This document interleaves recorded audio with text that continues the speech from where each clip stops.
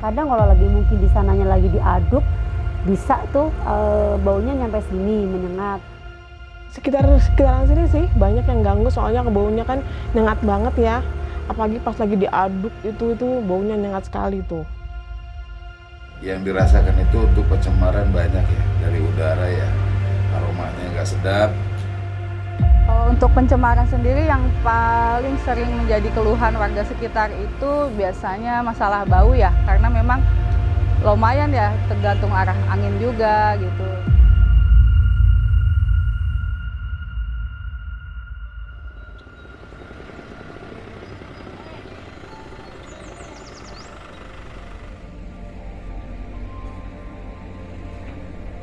Jadi pertama itu di tahun 1984, awalnya ini area ini adalah area untuk pengumpulan sampah untuk wilayah kecamatan saja, gitu, Kecamatan Cipayung. Cuman akhirnya seiring waktu berjalan, akhirnya Pemkot memutuskan untuk menjadikan di area TPA ini menjadi tempat pembuangan akhir sampah untuk Kota Depok. Jadi di Kota Depok itu kan ada 11 kecamatan, ada 63 kelurahan. Biasanya sampah yang masuk itu ada sekitar 1.000 sampai 1.200 ton per hari.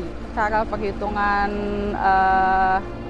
perhitungan teknis gitu ya, TPA Cipayung itu dari 2020 itu sebenarnya sudah dinyatakan overload, sudah over capacity. Tapi memang karena kita belum ada alternatif tempat juga, belum ada alternatif bagaimana lokasi lainnya. Jadi tetap sampai saat ini sampah-sampah yang ada di Kota Depok dibuangnya ke sini. Karena dari Kementerian Lingkungan Hidup sendiri sudah tidak bisa diizinkan lagi membuka TPA baru.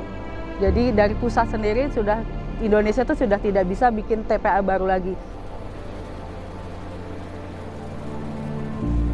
Kalau pihak terdampak sih, kalau menurut saya itu ya lebih ke secara tidak langsung ke seluruh warga karena ketika overload, kalau ada kejadian hujan lebat atau apa, sampah suka ada yang turun tuh Mbak. Musim hujan ini kayak mengganggu banget tuh, kayak pas lagi karena mungkin sampahnya basah mungkin kali ya. Hujan yang deras itu yang sangat amat berpengaruh karena ada pergeseran, karena memang ada timbunan air di bawah sampah, jadi ada pergeseran.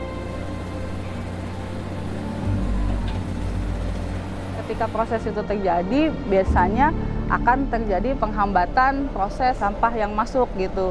Jadi truk-truk yang seharusnya mengantri untuk menaruh sampah ke sini jadi terhambat, otomatis jadi macet panjang. Jadi nanti proses di warganya, pengangkutan sampahnya juga jadi terhambat. Misalnya biasa 3 hari sekali, jadi bisa seminggu sekali. Kalau bisa itu untuk daur ulangnya lebih diperbanyak lagi, karena kan kemarin ada kemacetan di ini juga di TPA tuh. Karena dia juga ngantrinya juga panjang, truknya, pembuangannya juga susah gitu. Jadinya dia ngolahnya lambat. Mereka hanya mendengar, tidak melihat secara real kondisi di lapangan. Betul ada antrian mobil untuk buang ke sini, ya, karena ada pergeseran dan harus ada perbaikan kan, ada perapihan.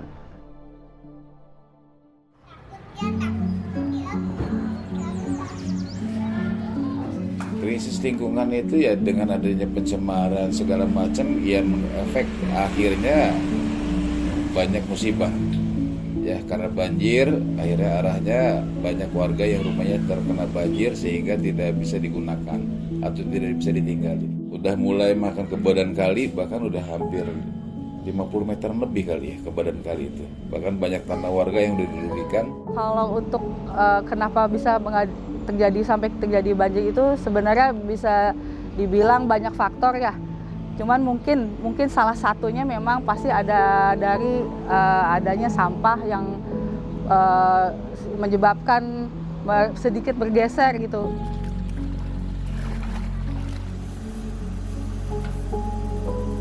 Jadi memang di 2016 itu DLHK Pemkot Depok itu sudah mengadakan MOU dengan Nambo itu tadi ya, pengolahan Nambo. Jadi selain Kota Depok juga ada Tangerang, Bekasi. Itu kita juga ada MOU untuk sebagian dari sampah kita dibuang ke sana. Tapi baru mulai benar-benar dilaksanakannya itu baru sekitar bulan Agustus 2023 ini, yang sebenarnya di awal target kami itu membuang sekitar 600 ton per hari ke Nambo, sudah baru berjalan sekitar 10 ton per hari dibuang ke Nambonya.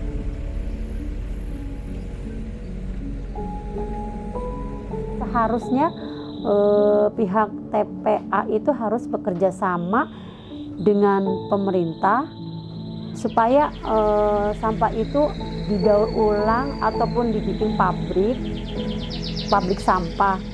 Sekarang kan ada program, mau ada program penghancur sampah dengan sistem open. Jadi kepinginnya warga kalau bisa malah nggak dibuangin lagi sampah. Cuman karena Depok nggak bisa menyesuaikan hal itu, jadi nanti menunggu adanya program pemberantasan sampah melalui mesin open itu. Insya Allah akan dibangun, kalau orang awam bilang, pabrik sampah gitu, dimana nanti sampahnya itu akan berkurang insya Allah dari kuota yang masuk ke TPA. Semisal kalau masuk akhir-akhir ini sekitar 1000 ton misalkan, nanti akan bisa dikurangi sekitar 300 tonan. Jadi sekitar 30% yang nanti akan dikelola atau akan berkurang hasil daripada apa yang nanti akan terjadi dibuatnya pabrik. Kedepannya kita ada rencana, ada teknologi ya untuk membangun TPST RDF. Jadi nanti sampah-sampah yang ada di sini akan diolah kembali menjadi RDF, yaitu bahan bakar briket biasa untuk pabrik gitu. Untuk saat ini tidak ada pengelolaan sampah. Jadi kita lebih cenderung teman-teman datang kita tampung di sini, teman-teman datang kita tampung di sini untuk sementara ini sampai nanti terjadi pembuatan TPST. Sampah limbah tangga itu kan memang sebenarnya dari pemerintah ya, kita mengajak bahwa permasalahan sampah ini tuh jadi masalah kita bersama gitu, yang seharusnya sampah itu dikelola dari sumbernya lah, dari rumah masing-masing gitu. Di Depok ini salah satu pembuangan khususnya ini di TPA, tempat pembuangan akhir. Jadi kita nggak bisa cegah juga, cuman cara menanganinya itu warga kesadarannya untuk menjaga kesehatan, ya tadi bisa mengapresiasi pembantu pemerintah dengan buang sampah yang sembarangan. Intinya itu sih.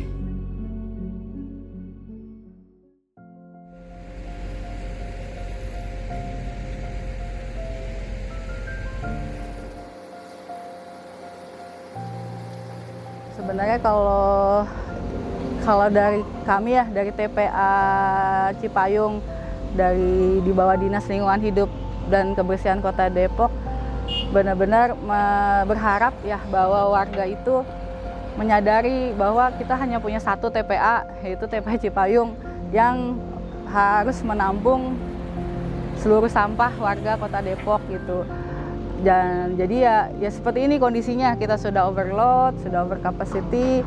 Benar-benar berharap warga itu mulai dari segala lapisan dan segala usia gitu, dari anak-anak diajarin gimana namanya sampah, gimana memilah sampah, mengolah sampah, meminimalisir menghasilkan sampahnya gitu, supaya ya udah masalah sampah itu tidak ya bisa minimal bisa dikecilkan lah gitu.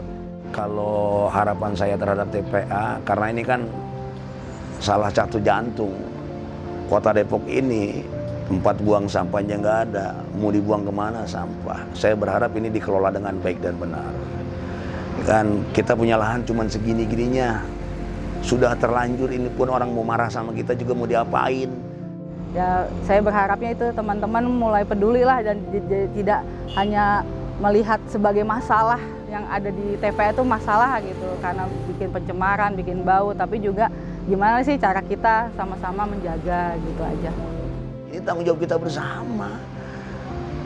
Karena produsennya kan kalian semua, saya bilang. Coba kalian buang sampah di tempat di rumah kalian, nggak usah lama-lama, 2 minggu aja.